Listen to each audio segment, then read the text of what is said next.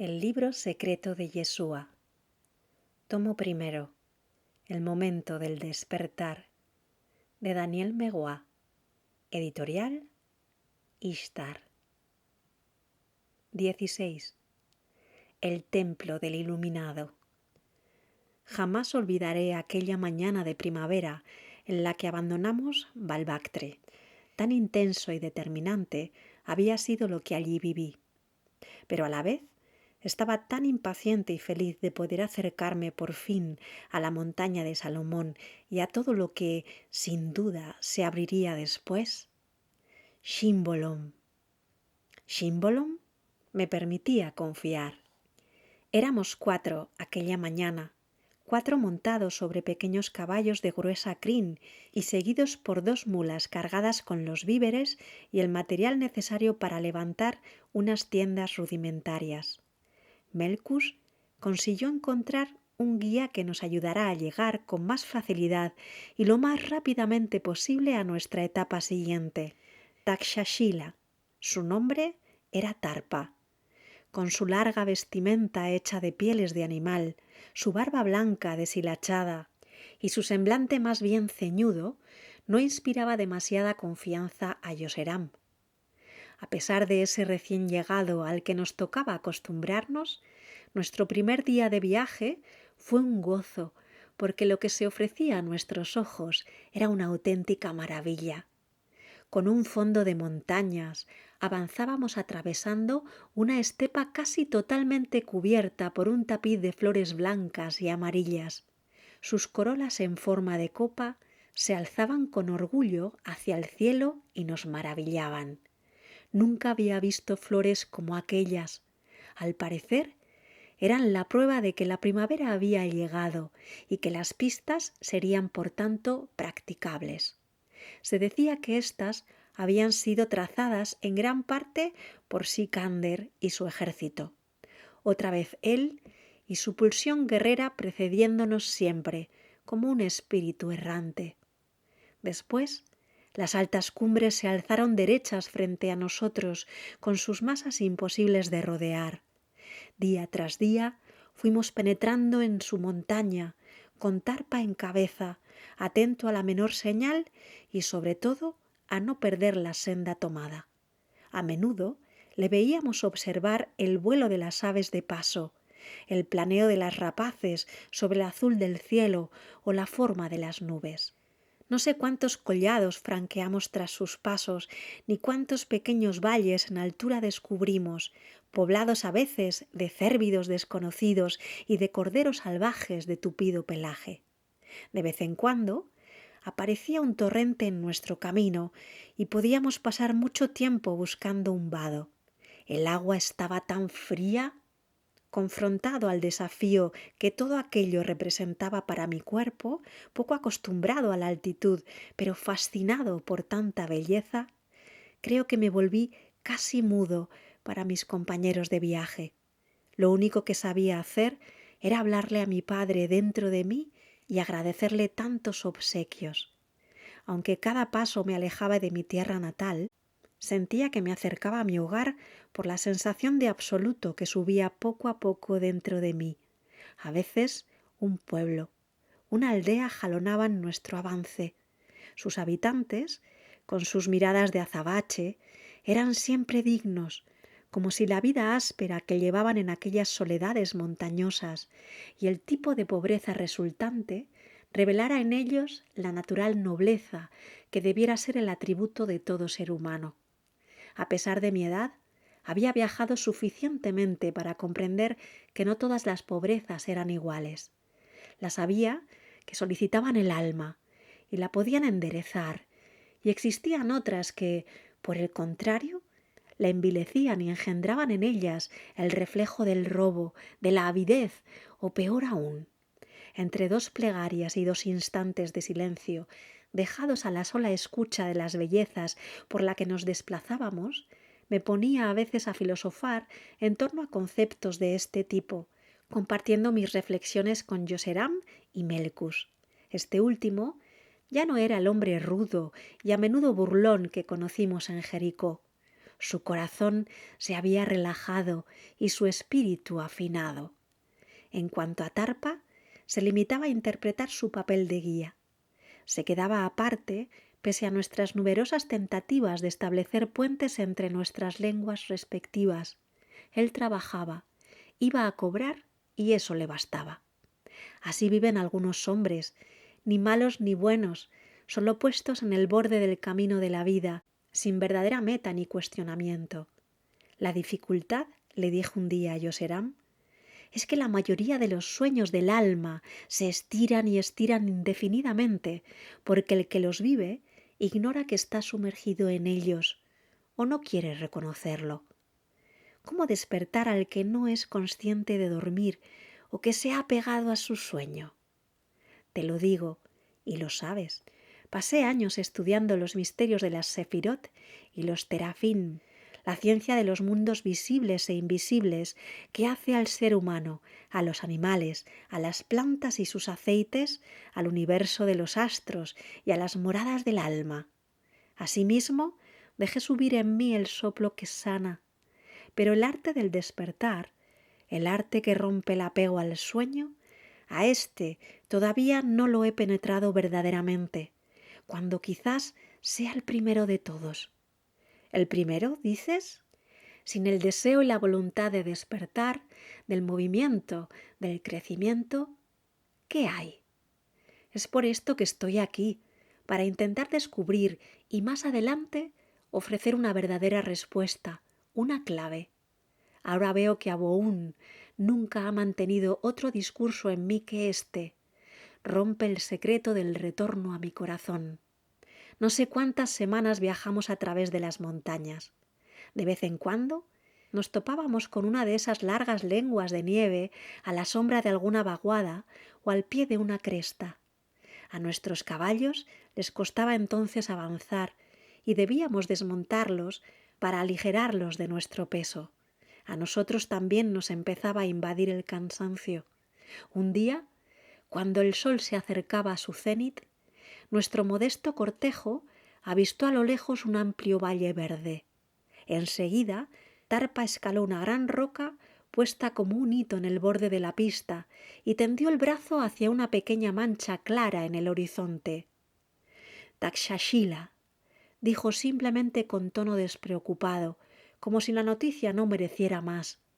Sin cruzar nuestras miradas y sin duda por reacción, Yoseram, Melkus y yo nos pusimos a reír. Takshashila, cuyo nombre resonaba tan bien a nuestros oídos, anunciaba casi el final de la ruta. El resto nos imaginábamos que sería solo un paseo. La ciudad de Takshashila resultó ser una parada muy agradable e incluso atrayente tras las difíciles semanas que acabábamos de pasar. Su superficie era bastante extensa y la diversidad de sus construcciones llamaba la atención. Daban fe no sólo de su antigüedad, sino también de las diferencias culturales a las que había estado sometida a lo largo de los siglos.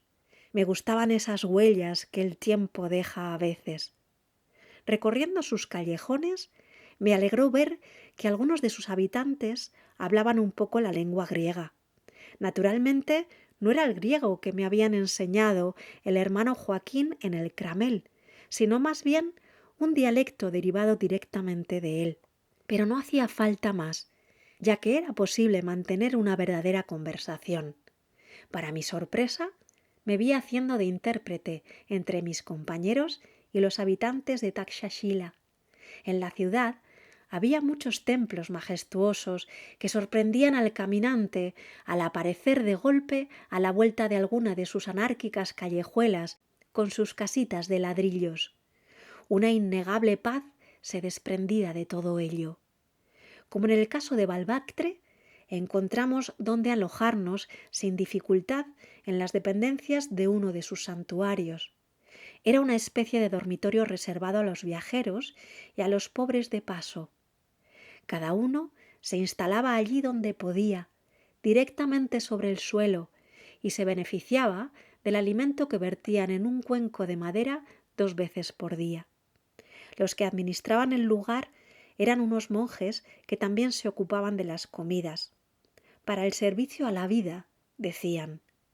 Aquello me conmovió, porque, aparte de los Betsaid de la fraternidad de Esania, en ningún otro lugar encontré tal solicitud.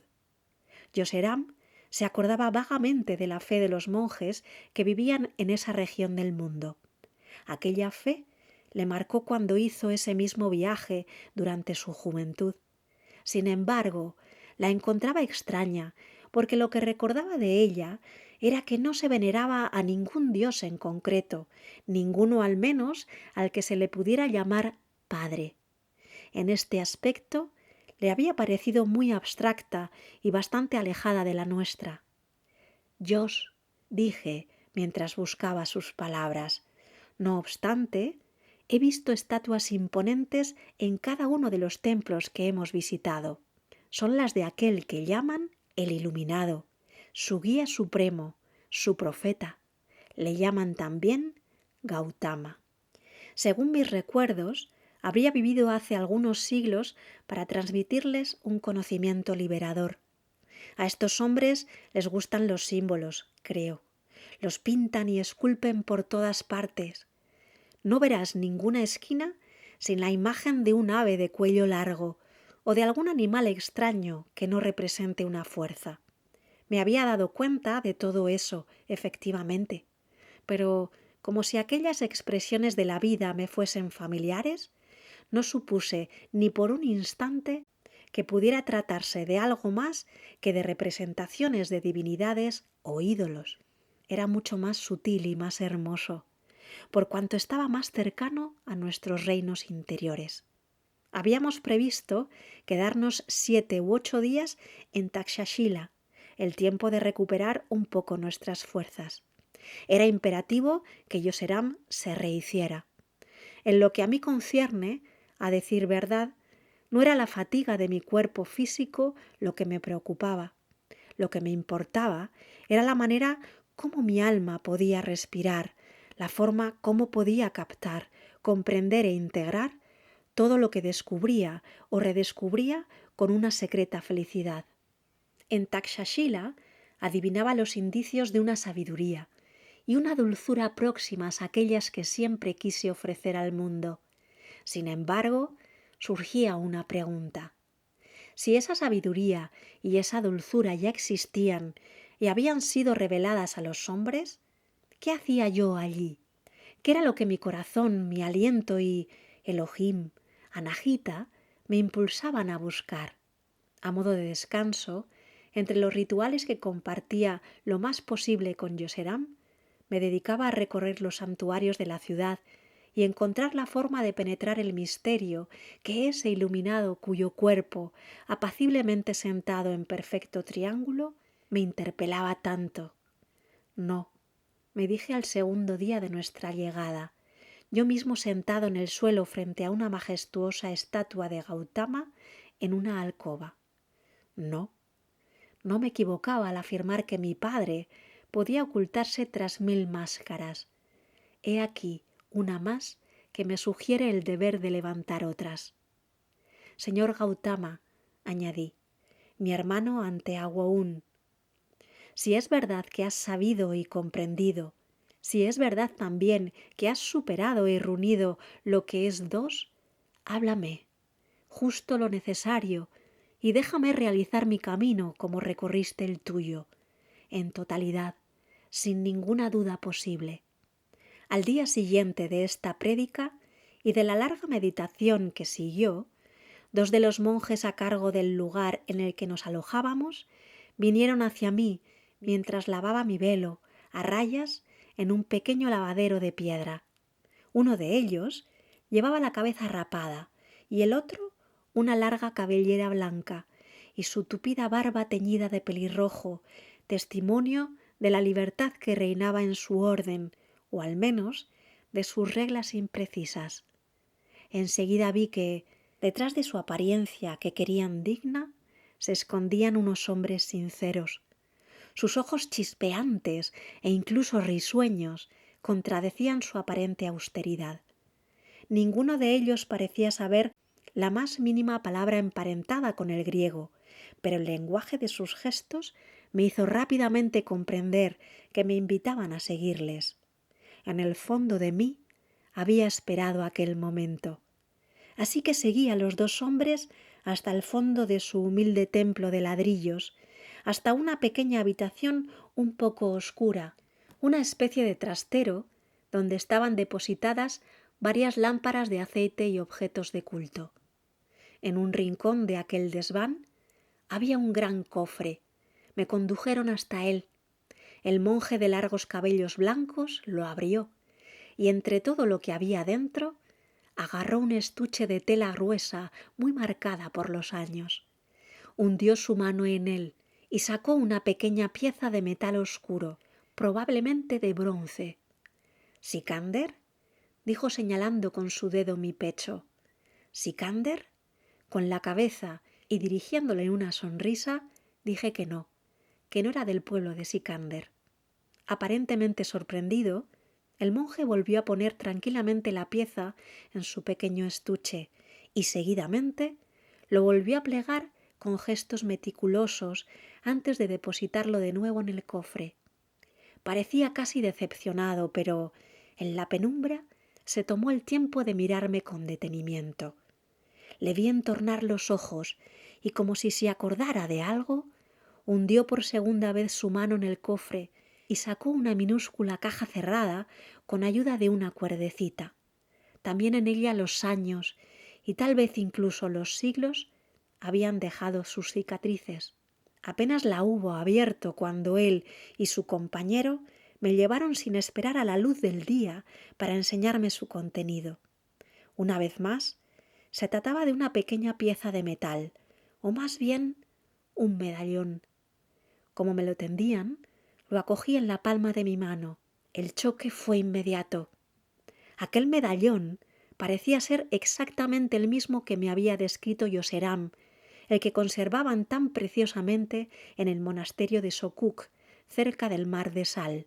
No lo podía creer. Josh tenía razón. Era tan extraordinaria, con su estrella de 8 puntas y las 3 inferiores provistas de manos, la ofrenda de luna-sol a nuestro mundo. Se me saltaron las lágrimas. No lo podía creer, pero, sin embargo, todo aquello era tan lógico. ¿Cómo hubiera podido aún dudar de la exactitud de mi camino, o al menos de su razón de ser? Era la respuesta exacta a mi interrogante del día anterior. Sin vacilar, tomé el medallón entre mis dedos y le di la vuelta. En su reverso figuraban en relieve 3 círculos dispuestos de forma que sugerían un triángulo con la punta hacia arriba. Sabía que era el sello de Shimbolom.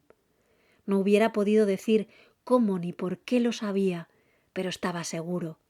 Su significado estaba grabado en mi alma, más allá de toda referencia expresable. Visiblemente encantados por mi fascinación ante aquel descubrimiento, nuestros monjes me invitaron a regresar con ellos al desván del que acabábamos de salir. Esta vez decidieron atraer mi atención hacia unos estantes de madera y ladrillos. Sobre 2 de ellos había una sucesión de pequeños paquetes de no sabía qué, envueltos en telas. El monje de larga cabellera me hizo señal de coger uno, cosa que hice con infinita precaución, presintiendo una vez más algún discreto tesoro. Recuerdo cada uno de mis gestos y el movimiento lento de mis dedos al separar los pliegues del cuadrado de seda amarronada. Por decisión propia, salí afuera para observar su contenido a plena luz. Eran cortezas de árbol aplanadas, pero ligeramente curvadas, seguramente de abedul. Había quizás unas 10, apiladas unas sobre otras y sujetas por medio de cuerdas vegetales en plena disgregación. Estaban llenas de escrituras hechas con tinta negra o rojiza, según los pasajes. Me senté en el suelo, habiendo olvidado por completo la presencia de los monjes a mi lado. Una vez más, estaba estupefacto.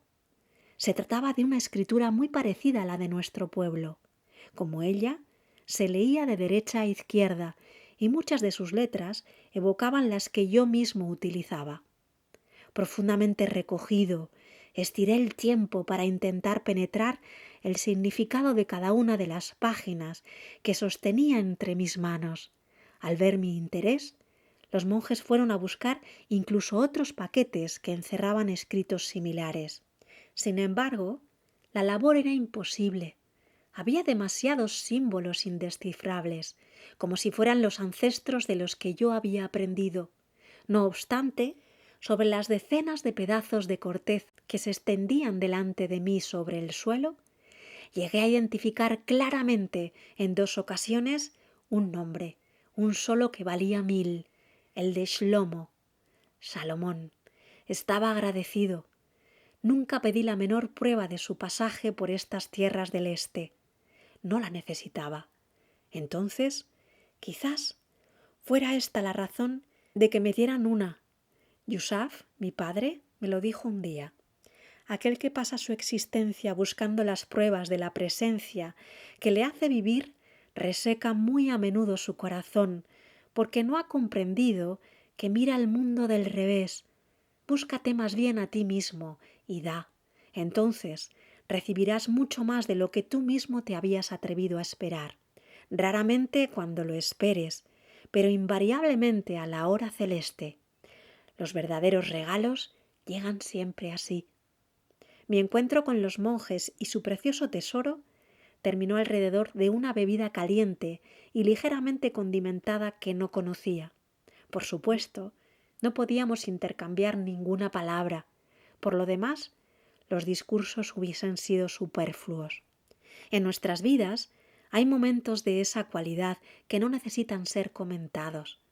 Son como pequeños hitos puestos ahí por el divino, y siempre hay que estar atentos a que no se nos pasen por alto, porque los paréntesis que dibujan en el tiempo son, con frecuencia, una enseñanza mucho mayor de lo que su discreción incita a creer.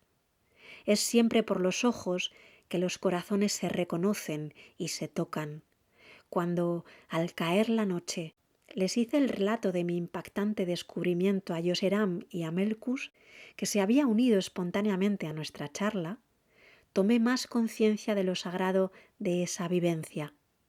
Posiblemente aquella revelación no me serviría de nada en concreto, pero no era eso lo que contaba, porque lo que más sirve para vivir y realizar nuestro propio destino son, ante todo, las trazas invisibles de aquello con lo que nos cruzamos y que nos aporta siempre un poco más de luz.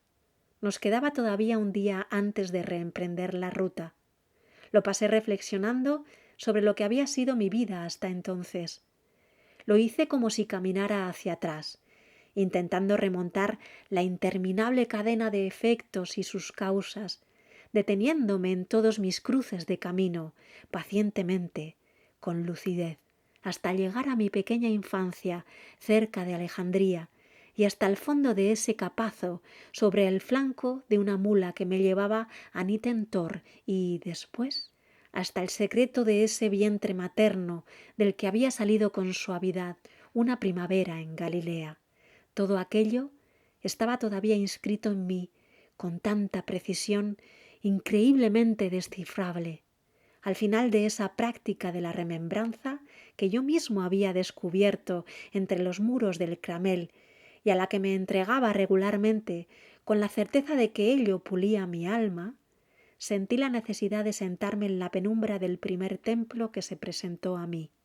Solo y en silencio, busqué la sonrisa que parecía dirigirme el iluminado, cuya efigie de piedra moraba en lo alto de unos escalones. Dejé que mis párpados se cerraran y el viaje prosiguió, con toda la fuerza de las imágenes que remontaban por sí solas y la intención de las palabras que impactaban. Entonces me vi en una asamblea, sentado en el suelo de un gran espacio rodeado de piedras inmaculadas, de luz y de agua.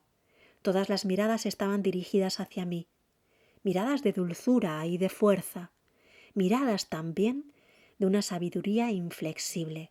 Las había de hombres, Las había de mujeres, y todas estaban igualmente llenas de palabras tan cargadas de interrogantes. Así puede que seas tú. ¿Aceptas su carga, Sananda? Recuerdo que hizo falta el sonido corpulento del gong para extraerme de esa memoria. La mañana siguiente, día de nuestra partida, nos reservaba una sorpresa poco agradable. Tarpa, que compartía con nosotros el dormitorio, había desaparecido. Al comprobar que también faltaba la bolsita donde Yoseram guardaba las monedas imprescindibles para seguir nuestro viaje, tuvimos que admitir que el hombre había huido. A Tarpa ya se le había pagado para hacer el trayecto y con toda evidencia debió de pensar que era más beneficioso para él cometer aquel robo y huir además con una de las mulas. Como aquel era nuestro primer desengaño desde que salimos de Jericó, Yoseram y yo resolvimos aceptar simplemente las cosas tal como eran. Pero Melkus estaba furioso contra Tarpa y se reprochaba haberlo elegido al salir de Balbactre. Tras analizar la situación, decidimos prescindir de un guía hasta lo que debía ser nuestro destino final, ya que el trayecto iba a ser más corto y las pistas estarían seguramente más frecuentadas. Así que fuimos 3 aquella mañana, los que nos pusimos en camino en dirección de la montaña, siempre hacia el este, pero también ligeramente hacia el norte. En mí, que me refugiaba en mis pensamientos, no dejaban de dar vueltas aquellas palabras cargadas de sentido que rememoré la noche anterior. Así puede que seas tú. ¿Aceptas su carga,